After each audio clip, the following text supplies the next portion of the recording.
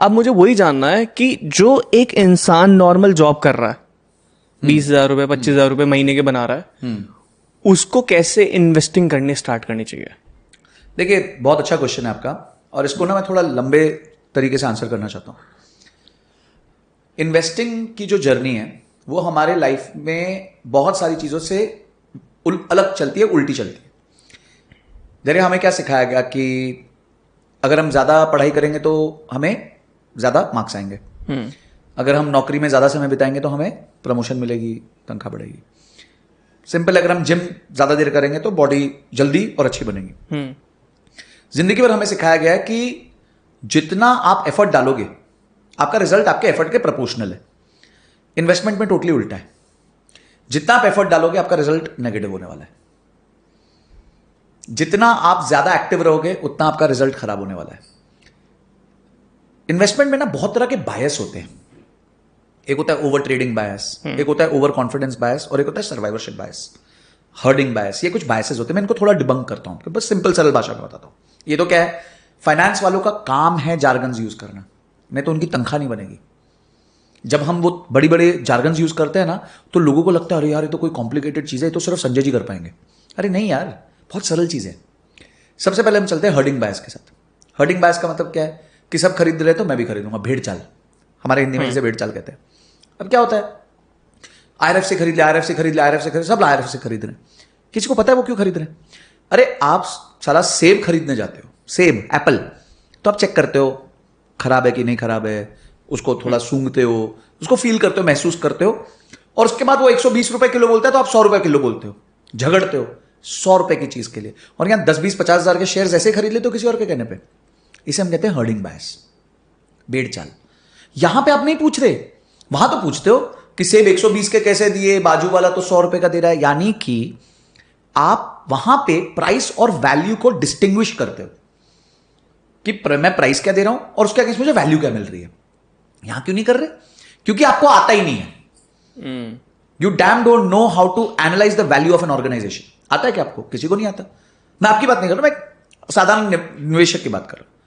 क्या आपको balance sheet पढ़नी आती है? क्या आपको P&L पढ़नी आती है? क्या आपको कैश फ्लो पढ़ना आता है? नहीं पढ़ना आता। पर नहीं जी, यहां आपने हर्डिंग बायस किसी की सुन ली तो भाई चलो चलो चलो, ये पहला प्रॉब्लम है। दूसरा प्रॉब्लम है over confidence and over trading, जो एक साथ चलता है। ओवर कॉन्फिडेंस अपोनिच भगवान है। क्या है, कभी कभी ना मार्केट आपकी लेनी देनी करने के लिए आपको शुरू में थोड़ा पैसा कमा के दे देती है। करेक्ट। आपने ले लिया जी कोई शेयर, वो 20% बढ़ गया 1-2 महीने में, तो अपने को फीलिंग अपोनिच भगवान है भाई, अपने से ऊपर अब कोई नहीं है।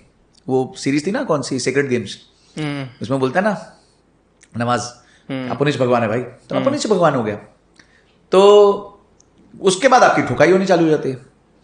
तो ओवर कॉन्फिडेंस में आप मरते हो, फिर ओवर ट्रेडिंग में मरते हो। ये रिसर्च की गई थी और एक रिजल्ट था कि ओवर ट्रेडिंग से एक व्यक्ति के ट्रांजैक्शन कॉस्ट 2 गुना हो जाते हैं और रिटर्न्स 4% कम हो जाते हैं।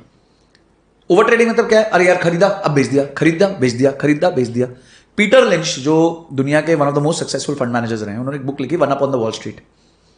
उन्होंने कहा कि हमारी हैबिट है एक आम इन्वेस्टर की कि we cut our flowers too early and water our weeds too late. मतलब हम अपने फूलों को जल्दी काट लेते हैं और जो वीड्स सडन होती है उसको पानी देते रहते हैं। जैसे कोई शेयर 10% 20% ऊपर बढ़ा, पैसे बन के निकल जाओ। हो सकता है उसमें ताकत थी और बढ़ने की, और जो 30% गिर गया नीचे शेयर, नहीं यार अब तो उसको होल्ड करेंगे, इन्वेस्टर हूं मैं, इन्वेस्टर हूं। अब तुम कल तक ट्रेडर थे, आज इन्वेस्टर हो गए। मतलब धर्म परिवर्तन उतना तेजी से नहीं होता जितना यहां पे इन्वेस्टर से लेकर ट्रेडर और ट्रेडर से लेकर इन्वेस्टर का परिवर्तन हो जाता है। और लास्ट बायस है सर्वाइवरशिप बायस। तेरे को पता है वो धैर्य ना, उसने शेयर खरीदा था वो 10 साल पहले, आज वो शेयर है ना, उसने 10 रुपए में खरीदा था, आज वो 1000 रुपए हो गए। अरे वो तो एक है ना, उससे बाकी तो पूछो इन्वेस्टमेंट में क्या हुआ, उसके कितने 10 वाले जीरो हुए वो भी तो पूछ लो। अच्छा, उसमें कितना पैसा उसने डाला था वो तो पूछ लो। फाइनली उसको पोर्टफोलियो लेवल पे क्या गेन हुआ वो तो पूछ लो। ये वन ऑफ स्टोरी क्या होती है कि भाई हम बात करते हैं जैसे रितेश अग्रवाल है, रितेश अग्रवाल बहुत सक्सेसफुल हुए ओयो में, पर उस रितेश अग्रवाल के पीछे कितने रितेश अग्रवाल चले गए वो तो पता नहीं ना आपको। करेक्ट। तो अगर आप सिर्फ उस रितेश अग्रवाल की वजह से घुस रहे हो कि यार इस इंडस्ट्री में पैसा बन सकता है, तो आप नहीं बना पाओगे, क्योंकि रितेश अग्रवाल तो एक ही था, बाकी तो कितने रितेश अग्रवाल उसके जैसे जो बनना चाहते थे वो ध्वस्त हो गए, खत्म हो गए, फिनिश हो गए, वही टिका रहा, तो उसकी कुछ ट्रेड्स होंगी अलग बाकियों से। क्या आप में वो ट्रेड्स हैं? तो बहुत सिंपल बात है, लोगों को इन्वेस्टमेंट पे फोकस करना ही नहीं चाहिए, ये लोगों का काम नहीं है। और ये मैं बोल रहा हूं जो मैं सीएफए हूं, गोल्ड स्टैंडर्ड इन फाइनेंस, 2012 का सीएफए हूं, 12 साल से, और आज तक डायरेक्ट इन्वेस्टमेंट नहीं करी, 1 रुपए का स्टॉक डायरेक्ट नहीं खरीदता, सिर्फ म्यूचुअल फंड में पैसा डालता हूं। जबकि मेरे को इंटेलिजेंस है, मुझे नॉलेज है, सब कुछ है, फिर भी मैं नहीं करता। बिकॉज स्टॉक मार्केट में पैसा कमाने के लिए आपको नॉलेज, इंफॉर्मेशन, टाइम, 3 चीजें चाहिए। आपको एनालिसिस करना आना चाहिए, आपके पास राइट टाइम पे इंफॉर्मेशन आनी चाहिए, क्योंकि स्टॉक्स जो है वो शॉर्ट टर्म में फंडामेंटल्स के बेसिस पे नहीं मूव करते, न्यूज के बेसिस पे मूव करते, इमोशंस के बेसिस पे मूव करते। और तीसरा, आपके पास टाइम होना चाहिए मार्केट में, क्या आप मार्केट में बैठे हो, ये तीनों मेरे पास नहीं है।